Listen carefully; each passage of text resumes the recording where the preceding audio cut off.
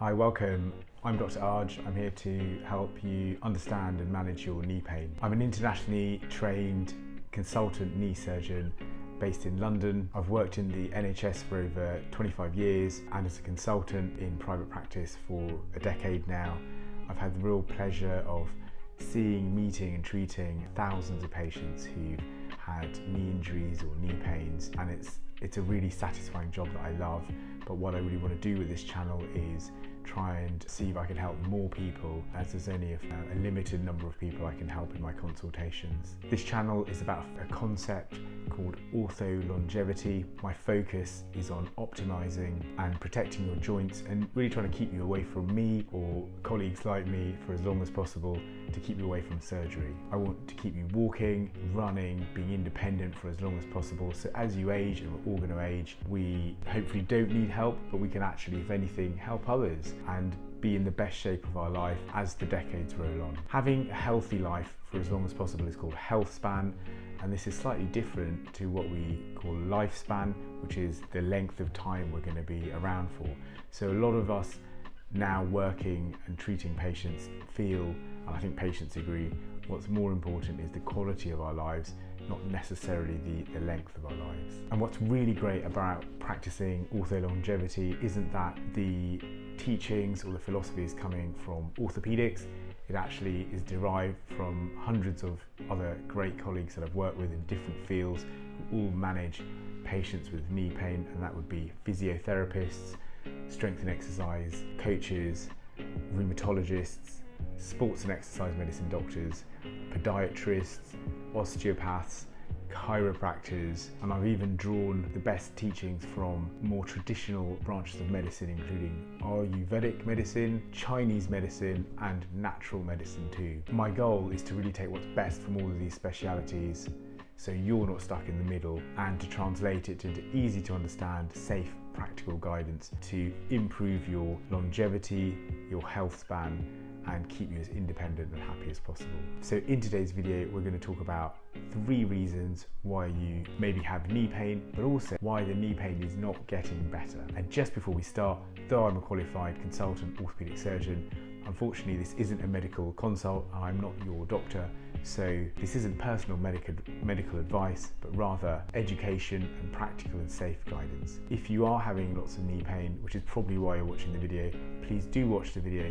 But then if you're still struggling with your symptoms, consider seeking an appropriate specialist, someone similar to me in the area that you live. So if your knee pain has started, and it can be anywhere, it could be at the front of the knee or the inner side or the outer side of the knee. They're the most common places. Actually, you can also get knee pain at the back of the knee associated with swelling. It sometimes creeps in and it doesn't always go away, in particular when you either rest or when you stop an activity that you're doing. So you may get knee pain when you are doing squats at the gym because you're very active and you're not doing squats. You may also get knee pain when you do lots of running, because again, you're a keen runner. You may run 4 or 5 times a week, 5 kilometers, 10 kilometers, 15 kilometers, some of my patients are doing, and the pain sort of comes on when you do the activity.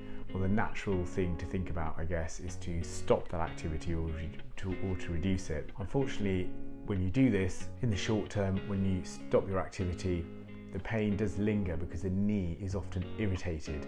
It's normally having to cope with a bit too much load, either because the muscles around your knee or around your hip are not strong enough, and then you start to get what's called inflammation or irritation and rubbing of tissues and structures in the knee. Attract other cells in your knee to come into the knee and release more chemicals which can cause pain. Often these chemicals, called inflammatory mediators, set off pain receptors and also trigger a cascade, so you get more swelling, more inflammatory cells coming in and more pain.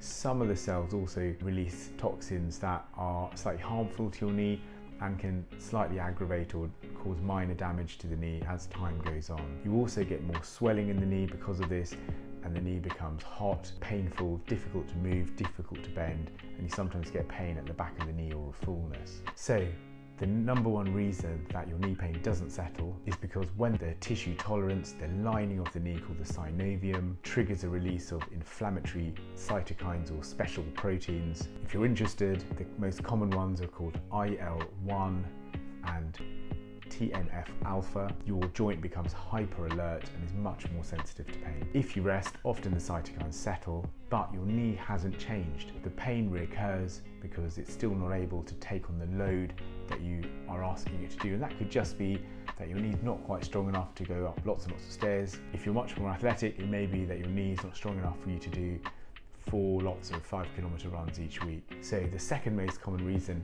that knee pain doesn't go away is because some of the muscles in your leg are weak, and the most common muscles actually are higher than the knee, and they're in the hip.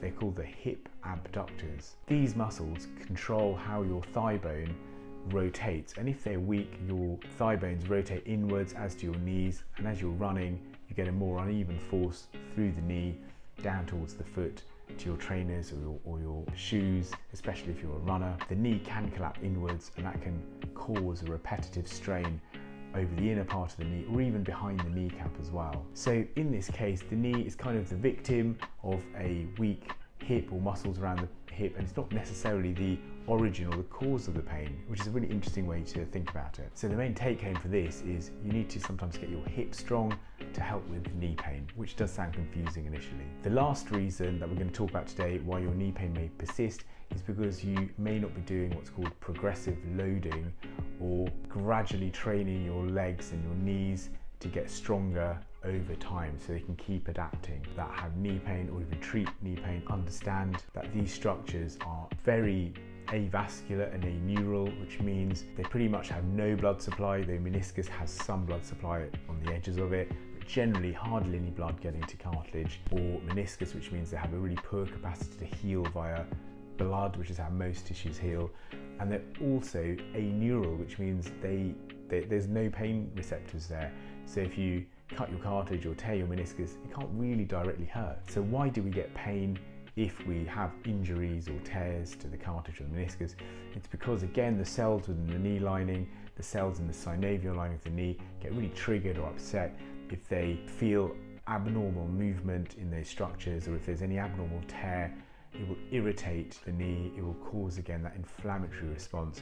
So it's actually an indirect cause of pain, the meniscus tear or the cartilage tear, and not a direct response. Many people think that cartilage damage is irreversible, and broadly speaking, it is very hard for cartilage and meniscus to repair itself, but it's certainly not impossible in the right environment, and again, we'll talk about that in later videos. But appropriate progressive loading of your meniscus and cartilage can cause it to rebuild and strengthen, because progressive loading stimulates certain proteins in those structures to become more dense, and they're called proteoglycans, and the lubrication from the fluid in the joint, the synovial fluid, that feeds and nourishes those structures. So as you do some exercise, if you can get to the gym and gently progressively load, that movement stimulates synovial fluid, which will help nourish the cartilage and meniscus to start to get stronger and adapt. So the take home from there is meniscus adapts to load, and cartilage is what we call mechanosensitive, because the cells in the cartilage, which are called chondrocytes,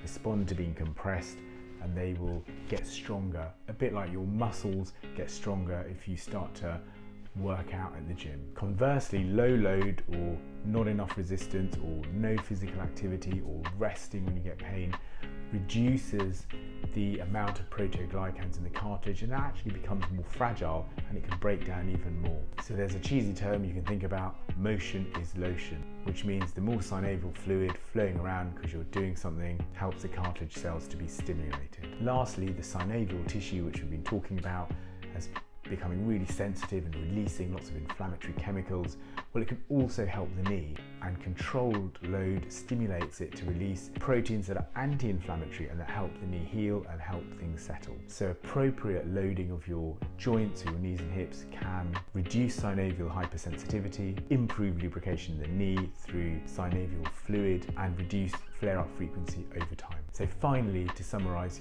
if your knee is hurting, it's not because it's wearing out, it's because you haven't been shown how to rebuild it yet. And in terms of rehabilitation or physiotherapy, many people find it sometimes difficult to engage with. Many also do engage with it, but a bit like a painkiller, they stop doing it when their pain stops. So it's really important that you need to keep doing your exercises forever, because your tissues aren't finished rebuilding. They constantly need to rebuild, and as we age, Sometimes our tissues can get weaker, our muscle mass can get lower, our bones can get thinner, and it's important because they're living tissues. We keep feeding them, we keep putting them under pressure to keep them turning over and keeping so they can keep strong and rebuild. I hope you found this helpful, and if you really enjoy this content, I'm really keen to make more. I've really enjoyed making this video for you, and in the next video I'm going to break down what the meniscus is, because it's one of the most common reasons a patient will come and see me, and I'm going to tell you what it does, why it might tear, why some tears cause pain in people and others don't, why some people do well without surgery and others do well with surgery. That video, I hope, will really help change how you understand your knee.